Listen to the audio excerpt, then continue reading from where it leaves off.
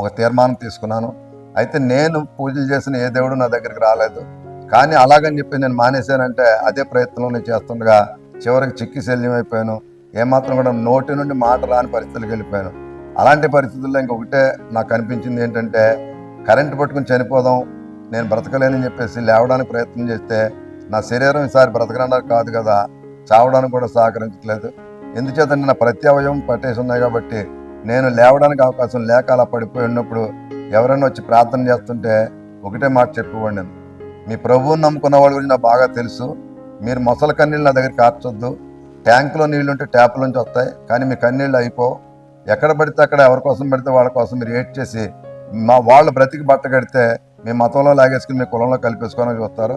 అంచేత దయచేసి వెళ్ళిపోండి. నేను చావునన్నా అంగీకరిస్తాను కానీ మీ ప్రార్థనకు మాత్రం నేను అంగీకరించను అని చెప్పేసి 2 చేతులు జోడించి దండం పెట్టడానికి అవకాశం లేకపోయినా నా ఉద్దేశాన్ని వ్యక్తపరుస్తూ వాళ్ళని వెళ్ళిపోమని చెప్పేసి దూషించేవాడిని. డాక్టర్ గారు వచ్చిన తర్వాత ఆయనతో చెప్పిన మాట ఏంటంటే 15 రోజులకి ఎక్కువ బ్రతకడండి. హైదరాబాదు, వైజాగ్, మద్రాసు నేను ఫోన్లు చేశాను. ఏ ఒక్కరు కూడా పంపించు ప్రయత్నం చేద్దామని చెప్పేసి అనలేదు. ఆ రకంగా ఉన్న వ్యాధి కనుక మీరు ఆశ విడిచిపెట్టండి అని చెప్పేసి మామయ్య గారితో డాక్టర్ గారు చెప్పినప్పుడు ఈయన చేసేది లేక చేజారిపోయిన ఆలోచనతో కొంతసేపు అలా నా దగ్గర కూర్చుని ఏడుస్తూ, అయితే అనుకోని రీతిలో ఒక ఆలోచన నాకు వచ్చింది.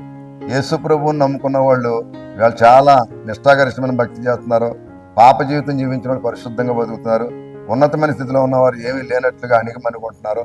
అలాగా వచ్చేసాడు అంటే ఇందులో ఏదో ఉందక తప్ప ఏమీ లేకుండా ఎవరు కూడా దేవుడిగా మరో దేవుని దేవుడిగా భావించరు.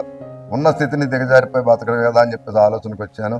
అయితే పూజారి గారు, నాకు తెలిసిన పూజారి గారు తిరుపతి దేవస్థానంలో చేస్తున్న ఆయన యేసు ప్రభువుని నమ్ముకుని ఆయన ప్రకటిస్తున్నారు. నాకు ఒకటే అనిపించింది, ఉన్నతమైన స్థానంలో ఉన్నాడు, ఈయన దగ్గరికి అందరూ వెళ్తారు, కాళ్ళకు దండం పెడతారు, చేతిలో డబ్బులు పెడతారు.